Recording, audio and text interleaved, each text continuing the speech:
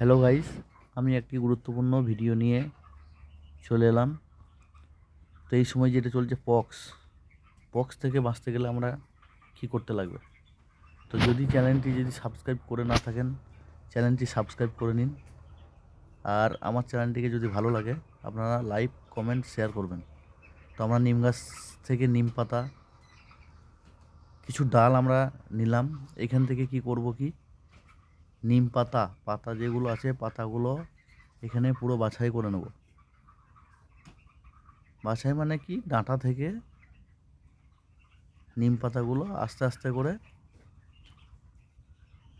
আমরা ছুঁচে নেব এবং সেটা একত্রিত করে একটা গামলার মধ্যে রাখা হচ্ছে।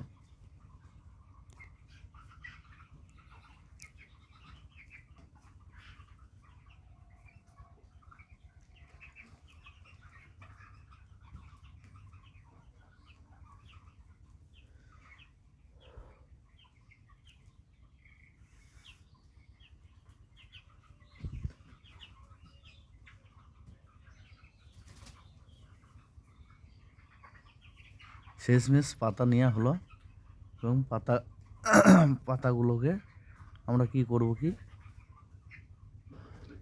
একটু কুচি কুচি করে নেব, যাতে আমি অনেকটা ছড়াতে পারি।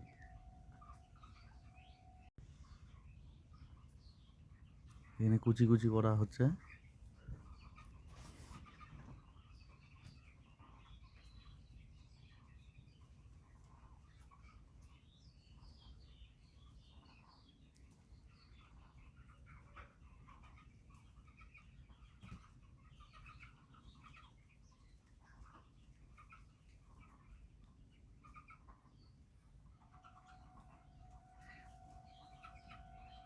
যাতে অনেকটা জায়গায় আমি ছড়াতে পারবো।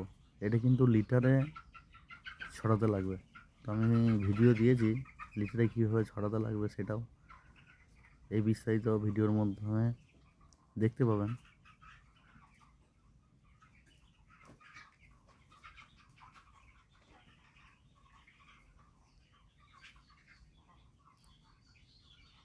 তো শেষমেশ আমার কুচি কুচি হয়ে গেছে।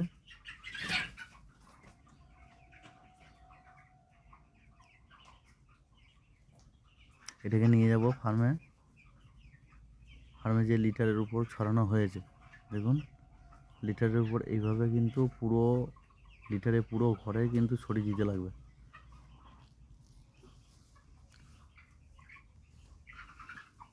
যতটা পারা যায় ম্যাক্সিমাম, সেটা শুকনো হোক কাঁচা হোক, সেটাকে আমাকে ছড়িয়ে দিতে লাগবে।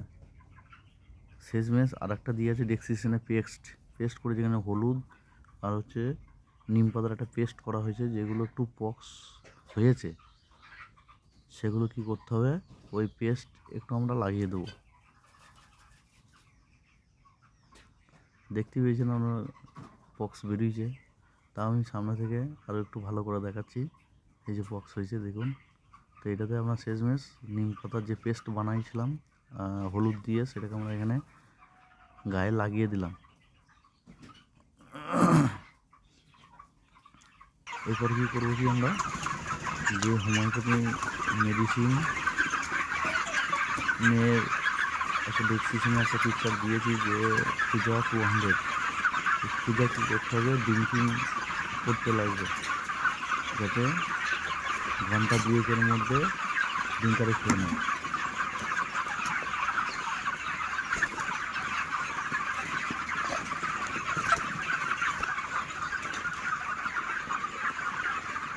আমরা 3 থেকে 4 দিন আমরা ডোজ করব। 1000 পাখির জন্য 100 ml করে জলের সাথে অল্প জলের মধ্যে দিয়ে এটাকে খাইয়ে দেবো। আর একটা দিয়েছি আমরা টমেটো কী করতে হবে, এখানে যে পাকা টমেটো আছে, পাকা টমেটোকে এখানে সিদ্ধ করতে হবে। সিদ্ধ করে একে চকুটে বা পেস্ট করে বা মেশিনে গ্রাইন্ড করে